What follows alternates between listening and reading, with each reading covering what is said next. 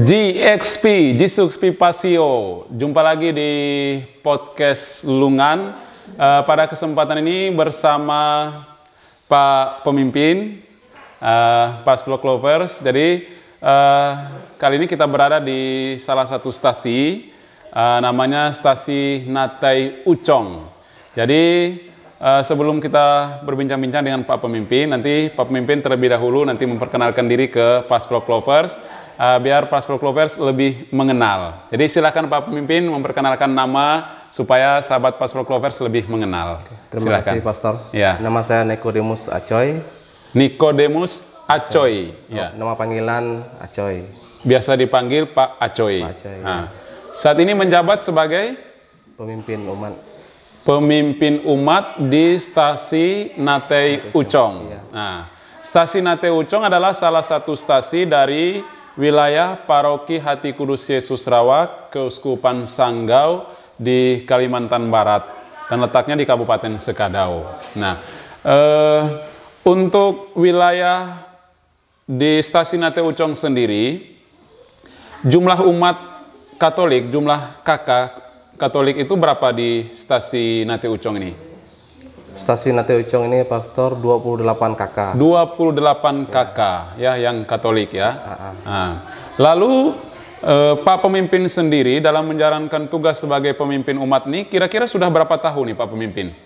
Hampir 7 tahun Pastor. Iya, sudah hampir 7 tahun. Artinya sesuatu waktu yang sangat lama nih ya. Nah, dalam kurun waktu 7 tahun itu, bagaimana kisah pengalaman suka duka menjadi pemimpin umat? Lebih banyak senangnya atau lebih banyak tidak senangnya nih pemimpin umat? Semoga lebih banyak senangnya ya, sukacita selalu. Ya Pastor, kalau untuk memimpin mungkin saya lebih banyak senangnya. Lebih banyak senangnya, puji Tuhan ya. Tidak ada beban. Ya, tidak ada beban dalam melayani Tuhan. Ya, silakan. Bagaimana pengalaman kepemimpinan melayani di Stasi Natai Ucong ini? Mungkin lebih sukanya karena umat di sini termasuk aktif dalam gereja. Iya. Rasanya tidak ada beban.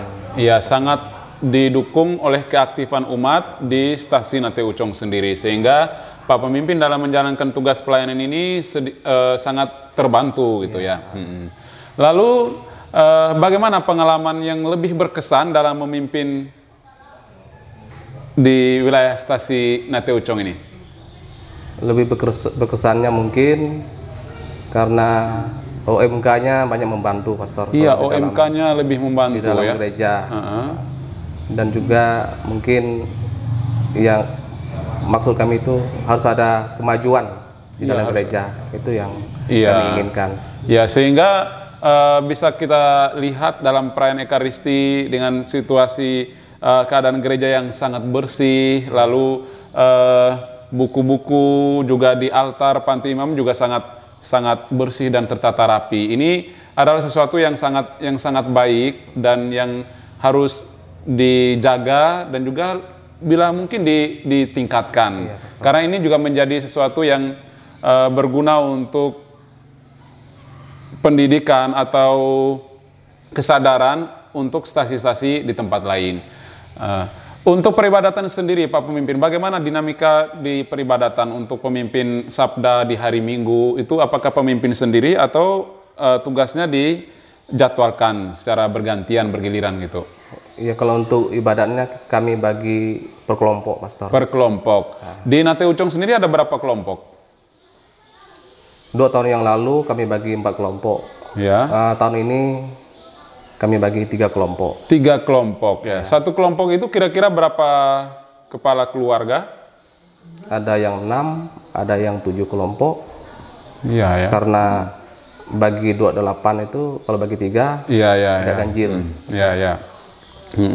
Nah, dengan keberadaan 3 kelompok ini tentu sangat membantu tugas pelayanan pemimpin umat di gereja itu sendiri, dan juga baik hubungan dengan stasi dan juga dengan pihak paroki. Nah, dengan jarak dari paroki juga ke Natai Ucong juga tidak terlalu jauh, jalannya juga sudah lumayan bagus, sehingga tidak menjadi suatu halangan dalam komunikasi baik dari stasi dengan pastor di paroki itu sendiri. Nah, Pak Pemimpin, untuk pengalaman dalam menjalankan tugas kepemimpinan ini, misalnya dari kelompok kategorial OMK tadi sudah Pak Pemimpin mengatakan bahwa OMK sudah sangat bagus membantu.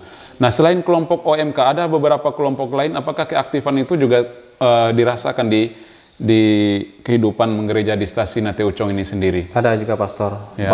orang tua juga juga aktif dalam gereja, ya. dan juga Ibu WK ada juga Ibu membantu. WK juga ya, kelompok kategorial wanita Katolik, ibu-ibu WK. Artinya kerjasama antara kelompok-kelompok kategorial ini dan kita semua umat ini ya sangat menentukan maju mundurnya kehidupan menggereja di satu stasi. Jadi kalau misalnya Pak Pemimpin bisa merangkul dan juga bisa bekerja sama dengan beberapa kelompok kategorial itu, jadi kehidupan menggereja memang semakin bagus. Lalu untuk kehidupan menggereja ini sendiri Pak Pemimpin, misalnya dengan tugas-tugas doa yang diadakan di rumah-rumah umat, itu bagaimana untuk cara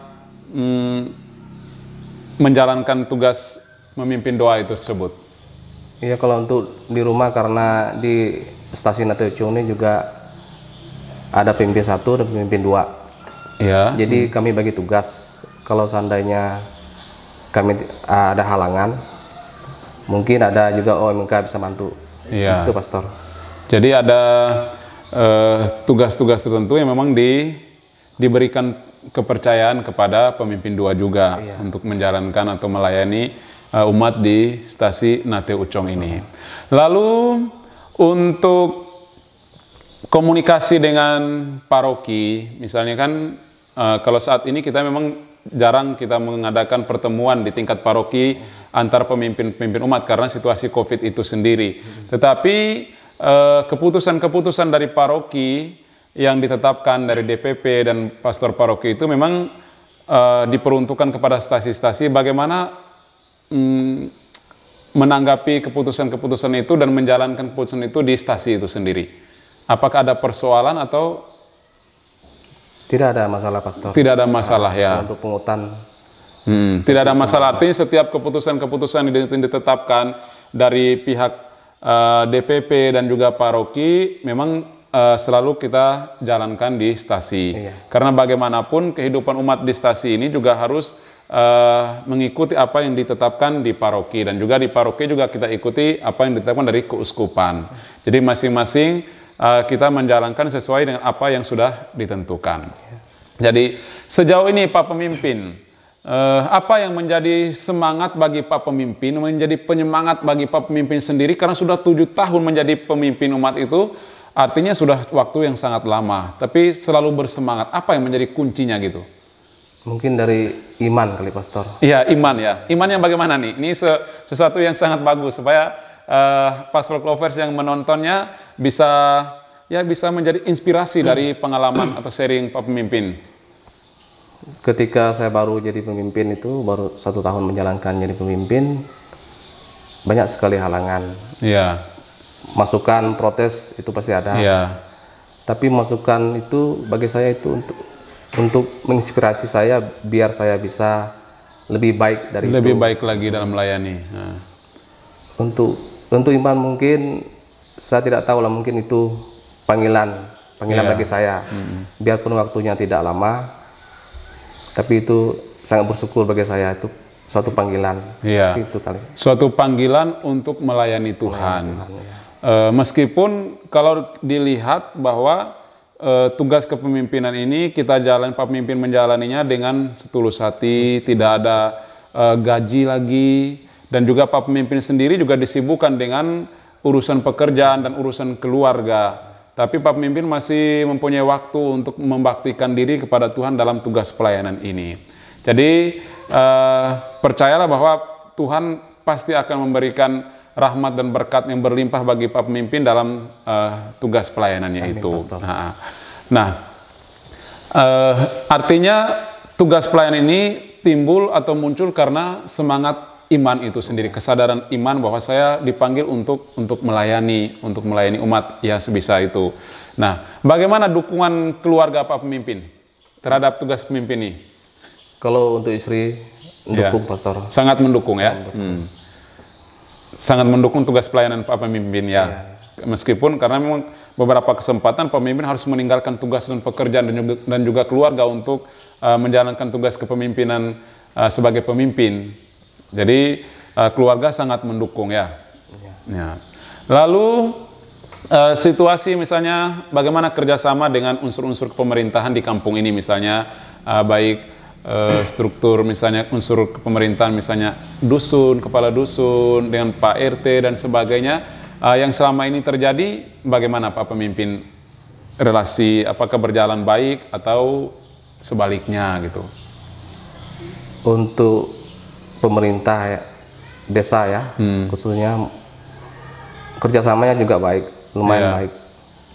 Karena Pak RT juga termasuk orang yang rajin juga sembahyang. Iya, artinya masing-masing menjalankan tugas sesuai dengan tanggung jawab yang dipercayakan. Jadi baik dari Pak RT sendiri dan juga Pak Pemimpin sendiri juga bekerja sama yang baik sehingga memunculkan suatu situasi yang bagus untuk perkembangan dan kehidupan di kampung Natei Ucong ini. Jadi mungkin itu dulu perjumpaan kita pada kesempatan ini Pak Pemimpin. Semoga tugas pelayanan yang dibaktikan secara tulus dan ikhlas senantiasa mendapat ganjaran dari Tuhan melalui rahmat dan berkat-Nya. Amin. Baik bagi pemimpin sendiri maupun untuk keluarga. Dan semoga bagi Pastoral Clovers yang mengikuti podcast kita pada kesempatan ini juga mendapat berkat dan rahmat dan juga terinspirasi bahwa masing-masing dari kita, entah dengan kesibukan kita masing-masing, kita dipanggil untuk melayani Tuhan dalam kesempatan atau porsi kita masing-masing. Seperti Pak Pemimpin melayani sebagai pemimpin, meskipun harus mengurusi juga keluarga dan sebagainya dan beberapa urusan. Tetapi Pak Pemimpin selalu bersemangat meskipun sudah 7 tahun melayani umat di stasiun Natei Ucong ini. Jadi sekian dan terima kasih, dan juga bagi Pastoral Clovers jangan lupa bagi yang baru menyaksikan channel ini, jangan lupa untuk subscribe dan juga like serta share video ini supaya bisa menjadi pengalaman dan inspirasi bagi begitu banyak orang. Sekian dan terima kasih, Tuhan memberkati. Amin.